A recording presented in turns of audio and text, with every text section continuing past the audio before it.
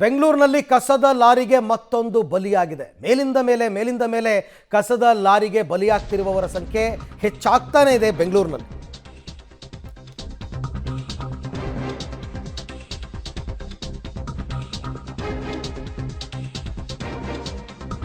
ಬೆಂಗಳೂರಿನಲ್ಲಿ ಬಿಬಿಎಂಪಿ ಕಸದ ಲಾರಿಗೆ ಬೈಕ್ ಸವಾರನೊಬ್ಬ ಬಲಿಯಾದಂತಹ ಘಟನೆ ಥಣಿಸಂದ್ರ ರೈಲ್ವೆ ಟ್ರ್ಯಾಕ್ ಬಳಿ ನಡೆದಿದೆ. ಬೈಕ್ ಸವಾರನಿಗೆ ಕಸದ ಲಾರಿ ಗುದ್ದಿದೆ. ಹಿಂದಿನಿಂದ ಆತ ಸ್ಥಳದಲ್ಲೇ ಸಾವನ್ನಪ್ಪಿದ್ದಾನೆ. ಈ ನಡುವೆ ರೊಚ್ಚಿಗೆದ್ದ ಸ್ಥಳೀಯರಿಂದ ಕಸದ ಲಾರಿಗೆ ಬೆಂಕಿ ಇಡಲಾಗಿದೆ. ಬಿಬಿಎಂಪಿ ಕಸದ ಲಾರಿಗೆ ಬೆಂಕಿ ಇಟ್ಟಿದ್ದಾರೆ ಜನ. ಯಾಕೆಂದರೆ ಇದು ಮೊದಲನೇ ಪ್ರಕರಣ ಅಲ್ಲ ನೋಡಿ, ಅಲ್ಲಿ ಸುಟ್ಟು ಕರಕಲಾಗಿದೆ. ಅದು ಫಸ್ಟ್ ಟೈಮ್ ಅಲ್ಲ ಇದು. ಅದೇನು ಡ್ರೈವರ್ಗೆ ಪ್ರಜ್ಞೆ ಅದು ಎಲ್ಲಿರುತ್ತೋ ಏನೋ ಗೊತ್ತಿಲ್ಲಪ್ಪ. ತುಂಬ ಜನ ಕಂಪ್ಲೇಂಟ್ ಮಾಡೋದು ಕಸದ ಲಾರಿ ಡ್ರೈವರು ಬಿಬಿಎಂಪಿ ಕುಡಿದು ಓಡಿಸ್ತಾರೆ ಅಂತ.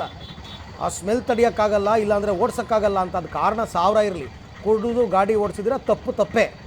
ಇದು ಯಾಕೆ ಈ ಥರ ಆಗ್ತಾ ಇದೆ ಅಂತಕ್ಕಂಥದ್ದನ್ನು ಪತ್ತೆ ಹಚ್ಚಬೇಕಾಗಿತ್ತು. ಈಗೊಂದು 2 ತಿಂಗಳಿಂದ ಏನೋ ಸ್ವಲ್ಪ ಇಂಥ ಪ್ರಕರಣಗಳು ಕಡಿಮೆ ಆಗಿದ್ವು.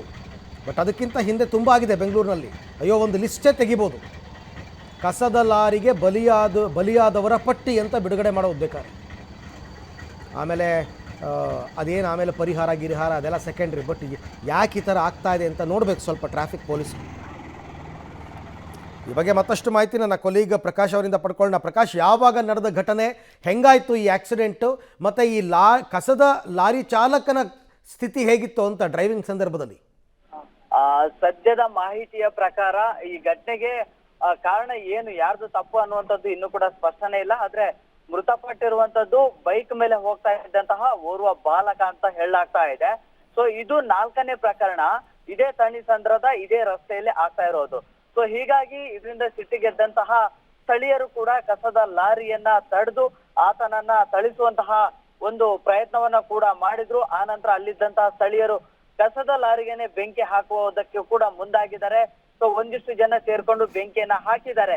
ಸೊ ಅದರಿಂದ ಹೆದರಿದಂತಹ ಕಸದ ಲಾರಿಯ ಚಾಲಕ ಅಲ್ಲಿಂದ ಎಸ್ಕೇಪ್ ಆಗಿದ್ದಾನೆ ಅನ್ನುವಂತಹ ಮಾಹಿತಿ ಕೂಡ ಲಭ್ಯವಾಗ್ತಾ ಇದೆ. ಜೊತೆಗೆ ಸ್ಥಳೀಯರೆಲ್ಲರೂ ಕೂಡ ಅಲ್ಲೇ ಸೇರಿದ್ದಾರೆ, ಜಮಾವಣೆ ಆಗಿದ್ದಾರೆ. ಪದೇ ಈ ರೀತಿಯ ಕಸದ ಲಾರಿಗೆ ಬಲಿಯಾಗುವವರ ಸಂಖ್ಯೆ ಹೆಚ್ಚಾಗ್ತಾ ಇದೆ ಅಂತ ಹೇಳಿ ಸ್ಥಳೀಯರ ಆಕ್ರೋಶ ಹೆಚ್ಚಾಗಿದೆ. ಸ್ಥಳದಲ್ಲೇ ಜಮಾವಣೆ ಆಗಿದ್ದಾರೆ. ಸ್ಥಳೀಯ ಪೊಲೀಸರು ಕೂಡ ಭೇಟಿಯನ್ನ ಕೊಟ್ಟಿದ್ದಾರೆ. ಪೊಲೀಸರಿಂದ ಕೂಡ ಒಂದಿಷ್ಟು ಬೆಂಕಿ ನಂದಿಸುವಂತ ಕೆಲಸ ಕೂಡ ಆಗ್ತಾ ಇದೆ. ಪ್ರಮುಖವಾಗಿ ಅಲ್ಲಿನ ಒಂದಿಷ್ಟು ಯುವಕರು ಜೊತೆಗೆ ಅಪ್ರಾಪ್ತ ಬಾಲಕರು ಕೂಡ ಬೈಕ್ ಮೇಲೆ ಎರ್ರಬಿರಿಯಾಗಿ ಹೋಗ್ತಾ ಇರ್ತಾರೆ. ರೂಲ್ಸ್ ಗಳನ್ನ ಕೂಡ ಫಾಲೋ ಮಾಡೋದಿಲ್ಲ. ಆ ಸಂದರ್ಭದಲ್ಲಿ ಕೂಡ ಒಂದಿಷ್ಟು ರಸ್ತೆ ಅಪಘಾತಗಳು ಕೂಡ ಆಗ್ತಾ ಇದಾವೆ. ಸೊ ಈ ಒಂದು ಪ್ರಕರಣದಲ್ಲಿ ಪರ್ಟಿಕ್ಯುಲರ್ ಆಗಿ ಯಾರದ್ದು ತಪ್ಪು ಅನ್ನುವಂಥದ್ದು ಸದ್ಯದ ಈ ಕ್ಷಣದವರೆಗೆ ಯಾವುದು ಕೂಡ ಮಾಹಿತಿ ಇಲ್ಲ ಯಾರದ್ದು ತಪ್ಪು ಅನ್ನುವಂಥದ್ದು. ಸೊ ಹೀಗಾಗಿ ಈ ಹಿಂದೆ ಕೂಡ ಕಳೆದ 2 ತಿಂಗಳ ಹಿಂದೆ ಅಷ್ಟೇ ಬೈಕ್ ಮೇಲೆ ಹೋಗ್ತಾ ಇದ್ದಂತಹ ಇಬ್ಬರು ಅಕ್ಕ ತಂಗಿಯರು ಬೈಕ್ ಮೇಲೆ ಹೋಗ್ತಾ ಇದ್ದಂತ ಸಂದರ್ಭದಲ್ಲಿ ಮೃತಪಟ್ಟಿದ್ರು.